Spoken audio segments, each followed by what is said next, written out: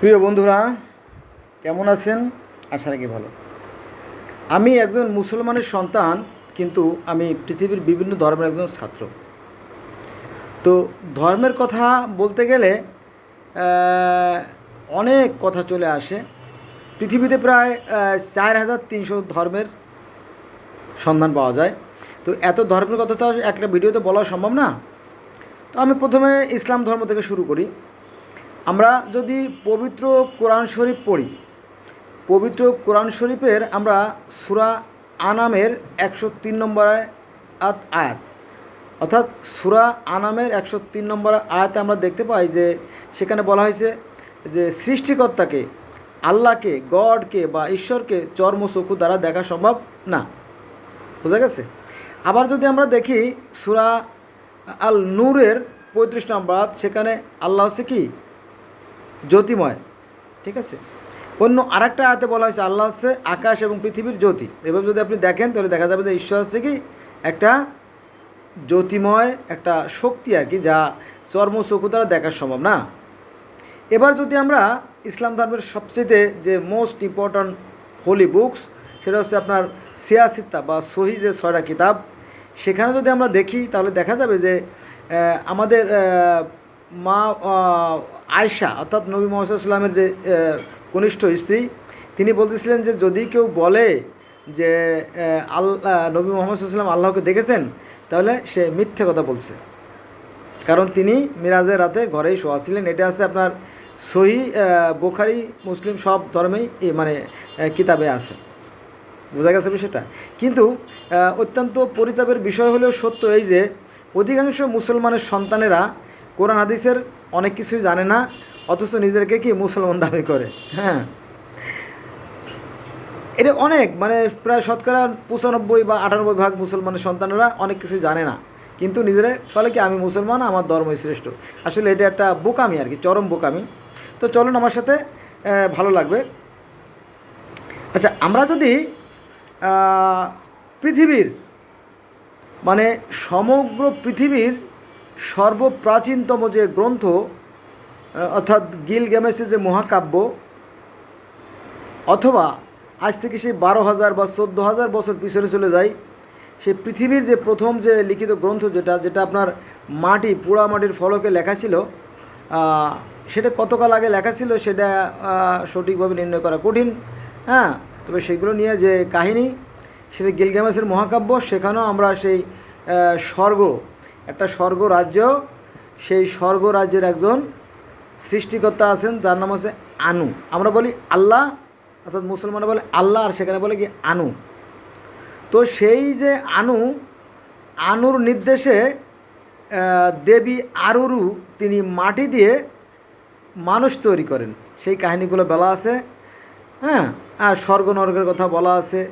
তারপরে সেখানে যুদ্ধের কাহিনীও আছে, অর্থাৎ সেই গিলগামেশের সাথে বনের রাজা হোমবাবার একটা যুদ্ধ হয়েছিল, এবং হোমবাবার 7টা ছেলেকে হত্যা করে ফেলে, এবং হোমবাবাকে হত্যা করে ফেলে, এবং স্বর্গ থেকে একটা ষাঁড় নিয়ে আসছিল একজন দেবী, সেই ষাঁড়টাকে হত্যা করে ফেলা হয়। সেই গরুর কাহিনী, সেই মাটি দিয়ে মানুষ তৈরির কাহিনী, তারপরে সেই যে ঈশ্বর, স্বর্গ, তারপরে 5বার সেই প্রার্থনার যে পদ্ধতি, সেই কাহিনী সবগুলো কিন্তু সেখানে আছে। আবার আমরা যদি দেখি, এই যে নূহ নবীর যে মহাপ্লাবনের কাহিনী, সেই কাহিনীও কিন্তু সেই পৃথিবীর, মানে around the world famous holy book গিলগামেশের যে মহাকাব্য, সেখানে আমরা দেখতে পারি যে পুতনা পিস্তিম এবং তার পরিবার সেই মহাপ্লাবনের হাত থেকে অমরত্ব লাভ করেছিলেন, এরকম কাহিনী আছে। এটা যদি আমি আলোচনা করতে যাই তাহলে মনে করেন যে হাজার হাজার ভিডিও লাগবে, বিশাল গ্রন্থ। তো সংক্ষেপে ইঙ্গিত দিয়ে গেলাম যে আমাদের ইসলাম ধর্মে যে সমস্ত কাহিনীগুলো আছে, সেই 14,000 বছর আগে বলেন, আর 21 লক্ষ বছর বলেন, আর 80 লক্ষ বছর আগে বলেন, সেখানেও কিন্তু ওই একই ধরনের কাহিনীর কথা বর্ণনা পাওয়া যায়। বোঝা গেছে বিষয়টা? আচ্ছা, এবার আমরা বয়সের দিক থেকে প্রাচীন, আমরা যদি মিশরীয় ধর্মগুলো দেখি, মিশরীয় যে পুরাণ, আমাদের যারা মুসলমানদের আলেম ওলামা ভাই, তারা বলে যে সেই মিশরীয় ফারাওরা নিজেরাই নিজেকে ঈশ্বর দাবি করত। হ্যাঁ, এই কথা বলে, কিন্তু না, এটা সম্পূর্ণ মিথ্যা কথা এবং 100% মিথ্যা কথা। তারা সৃষ্টিকর্তায় মানত। আপনারা দেখবেন যে সূর্য দেবতা, হ্যাঁ, বা প্রকৃতির দেবতা যিনি, অদৃশ্য দেবতা যিনি, তাকে বলা হতো রা। রা শব্দের অর্থ হচ্ছে অদৃশ্য সৃষ্টিকর্তা। আবার তাকে বলা হতো আটুম। আটুম শব্দ তো এক এবং অদ্বিতীয় ঈশ্বর। বোঝা গেছে বিষয়টা? তো ঈশ্বর নিরাকার ছিলেন, অদৃশ্য ছিলেন, সবই ঠিক আছে।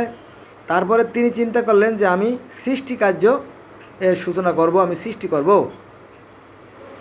তখন তিনি কি করলেন? তখন তিনি 4 জন ফেরেশতা তৈরি করলেন।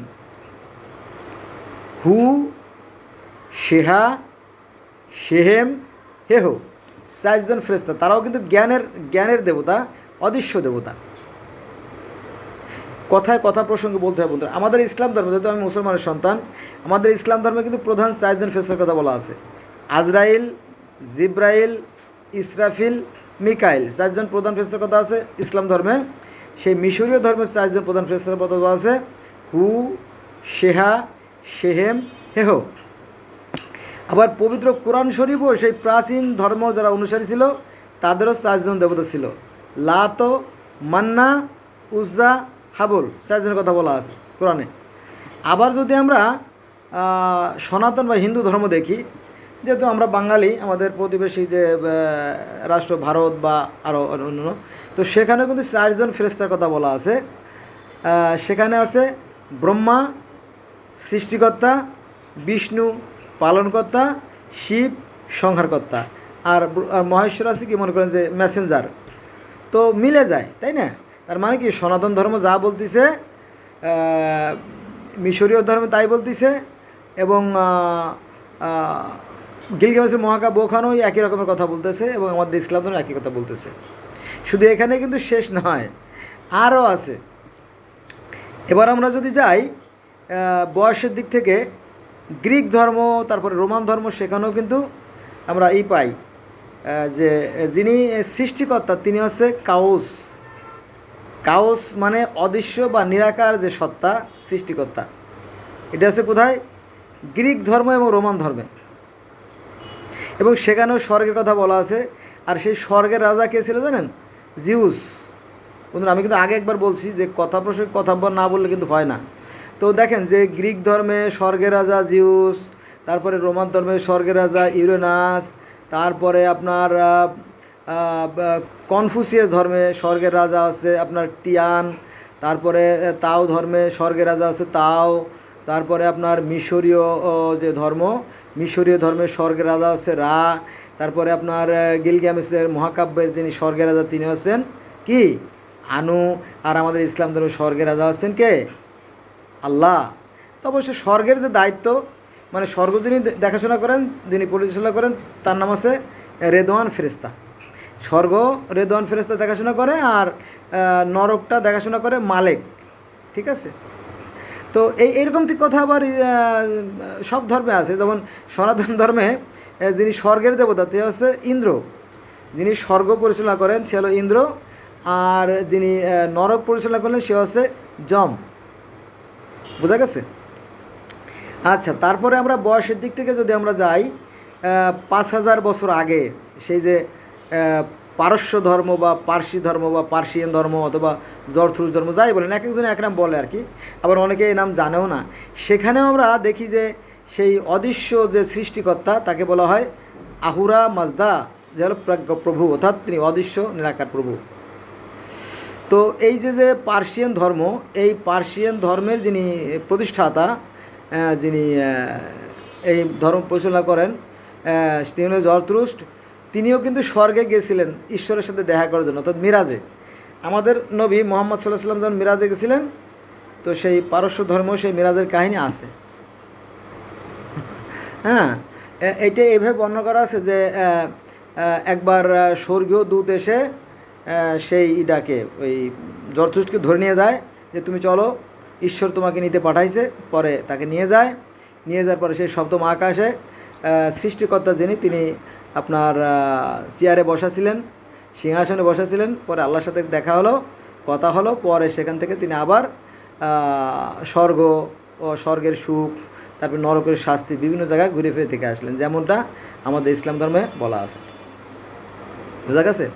তো যারা ধর্ম নিয়ে রিসার্চ করে, যারা বিজ্ঞ, তারা বলতেছে যে এই পারস্য ধর্ম থেকেই মূলত ইহুদি ধর্ম, তারপরে খ্রিস্টান ধর্ম, তারপরে ইসলাম ধর্মের সৃষ্টি, এরকম দেখি। তারপরে আবার অন্য অন্য ধর্মের সাথে কিন্তু হুবহু মিল আছে যদি আপনারা দেখতেন, কিন্তু আমরা সাধারণত দেখি না, কারণ আমরা পরস্পরকে ঘৃণা করি। এই ঘৃণা, বিদ্বেষ, বিভেদ থেকেই মূলত ধর্মের সৃষ্টি, কিন্তু মৌলিক বিষয় কিন্তু কোনো পার্থক্য নাই। মানুষের সাথে মানুষের মৌলিক কোনো পার্থক্য নাই, বোঝা গেছে সেটা। আর একটা মোস্ট ইম্পর্ট্যান্ট কথা বলি, সেটা হচ্ছে যে আমরা, এই যে আমি যেমন মুসলমান, আমরা যেমন পুলস্রোতের পথ পার হয়ে স্বর্গে যাব, হিন্দু ধর্ম ঠিক এমনি তারা বৈতরণী নদী, অর্থাৎ তপ্ত নদী, আগুনের নদী বা গরম পানি নদী পার হয়ে তারা স্বর্গে যাবে। খ্রিস্টান ধর্মেও একই কথা বলা আছে, ইহুদি ধর্মেও একই কথা বলা আছে, আবার আপনার পার্সি ধর্মেও একই কথা বলা আছে যে সিম্বত সাঁকো, সাঁকো মানে কি জানেন? কালভার্ট, ব্রিজ, পুল বা চার বা সেতু যাই বলেন, সেটা পার হয়ে স্বর্গে যেতে হবে, ঠিক আছে? এরকম তো একই কথা। আবার আমাদের ইসলাম ধর্মে যেমন 5 ওয়াক্ত নামাজের কথা বলা আছে, সেই একই রকম 5 ওয়াক্ত নামাজের কথা আছে এই পার্সি ধর্ম, অর্থাৎ 5000 বছর আগেও, 6000 বছর আগেও এই নামাজের কথা ছিল। বোঝা গেছে বিষয়টা? তো তারা সকাল, দুপুর, সন্ধ্যা 3 বার, আর মধ্যরাত আর প্রত্যুষ, অর্থাৎ ঘুম থেকে যখন মানুষ ওঠে তখন, এই 5 বারের নামাজের কথা বলা আছে। আর অজু করে যে আমরা নামাজ পড়ি, আমরা মুসলমানরা যেমন বলি অজু, আর তারা বলে প্রক্ষালন। প্রক্ষালন শব্দ অর্থ অজু। বোঝা গেছে বিষয়টা? এরমতি অনেক কথা বলা যায়। তো আজকে এই পর্যন্তই রইল। আপনারা ভালো থাকবেন। ধন্যবাদ সবাইকে।